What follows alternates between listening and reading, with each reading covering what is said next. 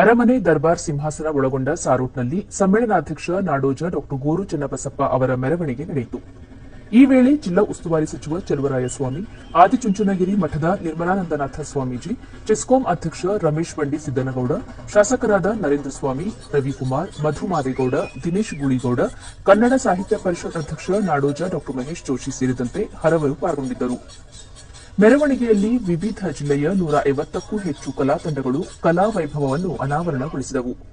ನಂದಿಧ್ವಜ, ನಾದಸ್ವರ, ವೀರಗಾಸೆ, ತಮಟೆ, ಪೂಜಾ ಕುಣಿತ, ಡೊಳ್ಳು ಕುಣಿತ, ಕಂಸಾಳೆ, ಮಹಿಳಾ ವೀರಗಾಸೆ ಸೇರಿದಂತೆ ವಿವಿಧ ಕಲಾ ತಂಡಗಳ ಸದಸ್ಯರು ನುಡಿ ಜಾತ್ರೆಗೆ ಮೆರುಗು ತಂದರು.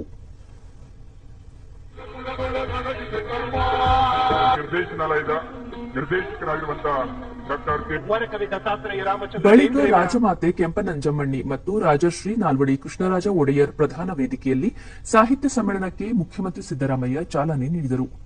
ಈ ವೇಳೆ ಸಮ್ಮೇಳನಾಧ್ಯಕ್ಷ ಗೋರು ಚನ್ನಬಸಪ್ಪ, ವಿಧಾನಸಭಾಧ್ಯಕ್ಷ ಯುಟಿ ಖಾದರ್, ಆದಿಚುಂಚನಗಿರಿ ಮಠದ ನಿರ್ಮಲಾನಂದನಾಥ ಸ್ವಾಮೀಜಿ, ಉಪಮುಖ್ಯಮಂತ್ರಿ ಡಿಕೆ ಶಿವಕುಮಾರ್, ಜಿಲ್ಲಾ ಉಸ್ತುವಾರಿ ಸಚಿವ ಚಲುವರಾಯಸ್ವಾಮಿ, ಸಚಿವರಾದ ಶಿವರಾಜ್ ತಂಗಡಗಿ, ಜಿಲ್ಲಾಧಿಕಾರಿ ಡಾ ಕುಮಾರ್ ಸೇರಿದಂತೆ ಜಿಲ್ಲೆಯ ಹಿರಿಯ ಅಧಿಕಾರಿಗಳು ಉಪಸ್ಥಿತರಿದ್ದರು.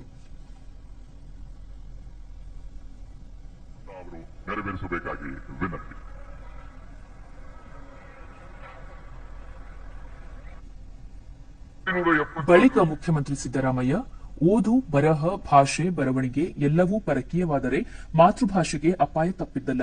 ಯಾವುದೇ ಭಾಷೆಯ ಉಳಿವು ಆ ಭಾಷಾ ಸಮುದಾಯದ ಅಳಿವು ಆಗಿರುತ್ತದೆ.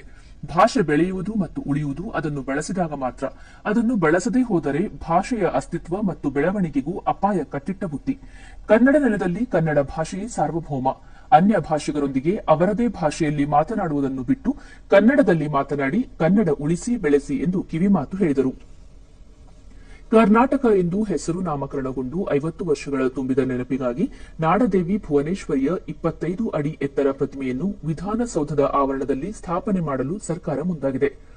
ಕರ್ನಾಟಕ ಎಂದು ನಾಮಕರಣ ಮಾಡಲು ಕಾರಣೀಭೂತರಾದ ದೇವರಾಜ ಅರಸು ಪ್ರತಿಮೆಯನ್ನು ಮೈಸೂರಿನಲ್ಲಿ ಸ್ಥಾಪನೆ ಮಾಡಲು ನಿರ್ಧರಿಸಲಾಗಿದೆ. ಇದರ ಜೊತೆಗೆ ಏಕೀಕರಣ ಚಳವಳಿಯಲ್ಲಿ ಪಾತ್ರವಹಿಸಿದ ಹಲವು ಮಹನೀಯರ ಸ್ಮಾರಕಗಳನ್ನು ನಿರ್ಮಿಸಲಾಗುವುದು ಎಂದು ತಿಳಿಸಿದರು.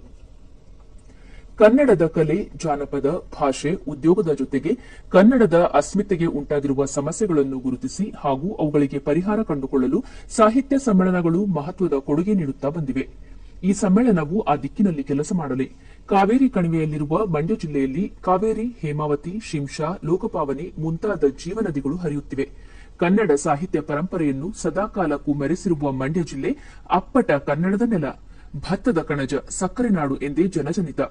ಜಗತ್ತಿನ ಯಾವ ಮೂಲೆಯ ಭಾಷಿಕರೇ ಬಂದರೂ ಅವರಿಗೆ ಒಂದೇ ತಿಂಗಳಲ್ಲಿ ಕನ್ನಡವನ್ನು ಕಲಿಸುತ್ತೇವೆ ಎಂಬ ಭಾಷಾಭಿಮಾನ ಮತ್ತು ದಿಟ್ಟತನ ಮಂಡ್ಯದ ಜನರದ್ದು ಎಂದು ಹೇಳಿದರು.